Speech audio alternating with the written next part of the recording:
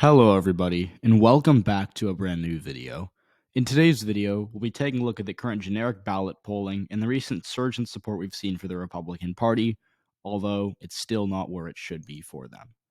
So, let's talk about the recent polls. As you can see here, I'm just going to scroll down and show you guys the list.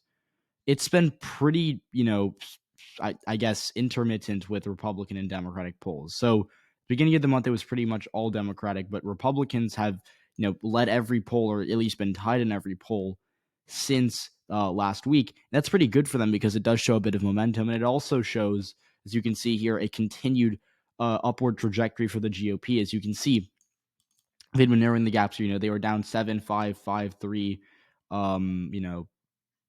2, 3 here. They closed the gap to, 2 and 3 point leads. It kind of went from 7 and 5 point leads to 2 and 3 point leads for the Democrats. Then they started taking the lead again. Different polls show different things. Different polls have different biases. Different polls are going to overestimate different parties. But what we do know is that there has been a consistent trend towards Republicans. You can see here, go back to, let's say, the beginning of October. Democrats held a lead of about 1.2%, and that has since narrowed down to a 0.8% lead. And, that may not sound like a lot, but again, if you go back even to a week before that, on September 22nd, the Democrats peaked at 2% of a lead, which still isn't that much, by the way. A 2% lead is still within the margin of error, which is crazy because we're talking about it like it's a peak, but it is still within the margin of error, which is important to consider. And so since that peak, Democrats have been kind of declining. And, they went back up to about a point lead, I guess you could say. But they've been declining pretty consistently for the past week and a half now. And it's starting to get a little concerning if you're a Democrat. Again, if you're a Republican watching this video, you still want to, keep going. Because, again, being down a point in a generic ballot this late in the game and you're in a midterm that was supposedly a red wave is still pretty bad, no matter how you look at it for the GOP. And then for Republic, or if you're a Democrat, I think you're going to get a little worried at this point because what you're going to see here is that you've been losing momentum for a solid 3-4 weeks now. And if that continues for election day, which, again, momentum doesn't really just stop chugging, that does get very, very concerning. So this is where things are going to get really interesting. These next 2 weeks are going to be fascinating to watch. And I think now is the time to start looking at those polls pretty consistently as they come out. Again, I've been doing that for the past weeks. I think really since, the start of September. I've been looking at polls individually, looking at the crosstabs. And what you'll see here is that we have gotten a slate of really favorable GOP polls. I think that this surge, you could say, is a little bit inflated. And I think that, when making a video like this, it's important to consider all perspectives and all potential, explanations. But if you take a look at these polls like Trafalgar, Republican pollster that they had Trump winning the 2020 election. We know that they're Republicans. We know they tend to have very biased samples. Them showing Republicans up 5 is not concerning at all if you're a Democrat. What is concerning is NYT Siena in a likely voter sample showing the Republicans up 5. That is a big, fat red flag if you're a Democrat.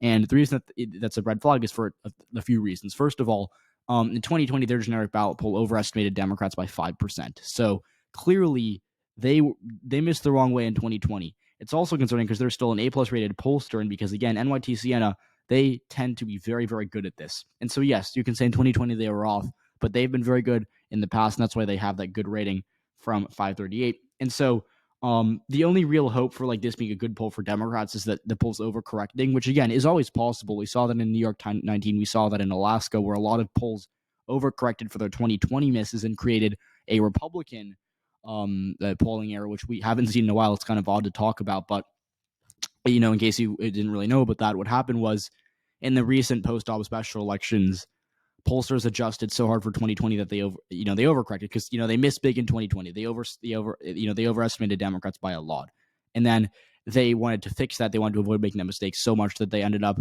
overcorrecting. They ended up going a little bit too much in favor of the GOP, and that's what we saw. Even Democratic-leaning pollsters showing Pat Ryan down by a lot in New York, and then he ended up winning that election. And so it kind of was just like, well, wait a minute, what if there's a new polling miss? Because, again, historically, and this is worth noting, polling misses have gone against opposite parties every election. Take UK, for example.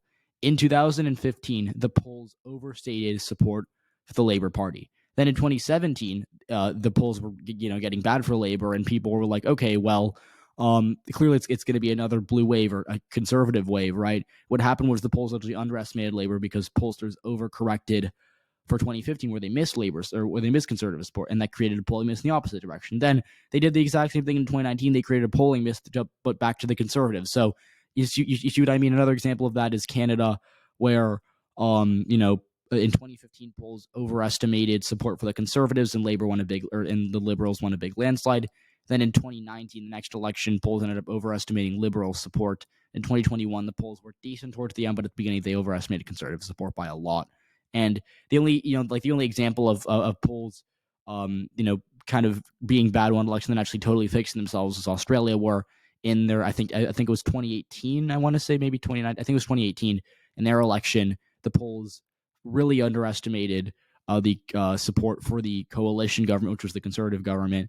And then in 2022, they were spot on. They fixed their errors and actually did predict the Labor majority, which ended up coming to fruition last May, or I should say back in May. And so, again, that was a bit of a tangent. I think draw the conclusions you want from it. But polling misses are not concrete. In 2016 and 2020, the polls clearly missed in the direction of the Democrats. Like, they created a pro-GOP polling miss, okay?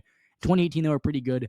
Nationally, they were spot on, and some polls actually underestimated Democrats. And so I think that the explanation for this is that so what happened was in 2012 and 2014, the polls were decent but tilted a little bit towards Republicans. So pollsters overcorrected massively and created created a polling miss that underestimated Trump in 2016.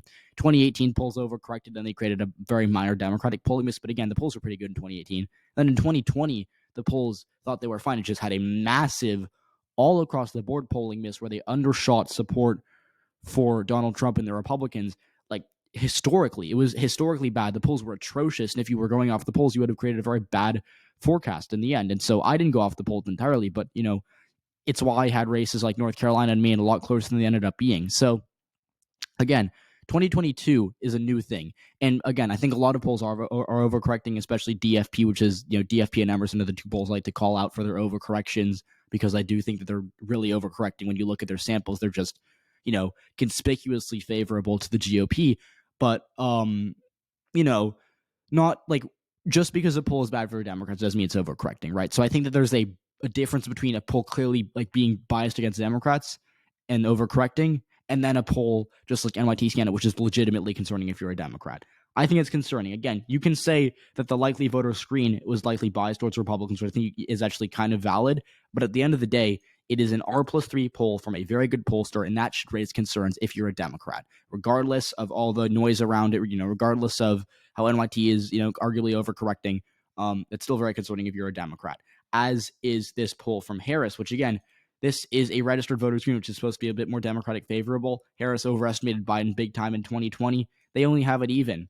YouGov, which, again, YouGov CBS, they tend to be a bit more Democratic leaning, or they were a bit more Democratic leaning in 2020. But even at the end of the day in 2022, you can make the case for a polling bias towards the GOP, but this is still a shift of a percentage point towards the Republicans since last month. Last month, a little later this time, they showed the Republicans up by 1 in their likely voter screen. They now have them up by 2. So again, it's a point shift, but it's still worth noting because, again, you can't make the same excuses if you're a Democrat. This is, getting concerning. And so that's not to say Democrats can't regain a bit of the momentum they had in August or July. But if you're a Democrat, you got to be worried, and Republicans are closing the gap here. Again, it's still not where it should be. I still think Democrats are in a better spot than they would have been 3 or 4 months ago. But Republicans, especially with this NYT Siena poll, clearly making some gains here. And it's mostly with undecided voters. Undecided voters are breaking towards Republicans. It's what we're seeing in these likely voter screens. And it's also, I guess, a bit of a problem for the Democrats that abortion is losing a bit of salience. That doesn't mean that abortion is still not a big issue for this November election. It's very important. But the momentum that abortion gave Democrats in, those special elections in the summer may be fading a little bit. I think it's too early to make that call for the record. I'm not saying it is for sure, but it's looking like that's possible, and it's a lot more possible than it was even 3 or 4 weeks ago. And so I think that is the biggest issue for the Democrats in November, is can they hold on to the momentum? Because there's an argument to be made that they milked all that they could have out of that abortion issue, even in the summer, and they kind of exhausted it.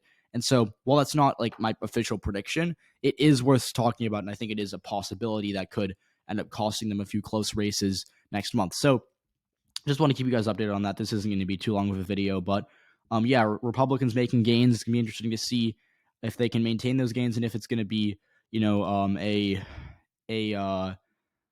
back to a red wave year, or if Democrats are going to hold on to the lead they've got and make it more of a neutral, maybe even Democratic leaning environment. So thanks for listening. I hope you enjoyed. If you did, please leave a like. Again, comment down what you think. What do you think the generic ballot's going to be in November? Could be R+3, could be R+2, could be R+1, could be neutral, could be D+1, could be D+2. We don't know. I think any concrete predictions right now are going to be difficult to make. But thank you for listening. I hope you enjoyed. If you did, please leave a like. I just said that, but whatever. That's my brain. It's a robot now. But thank you for listening, and have a good rest of your day.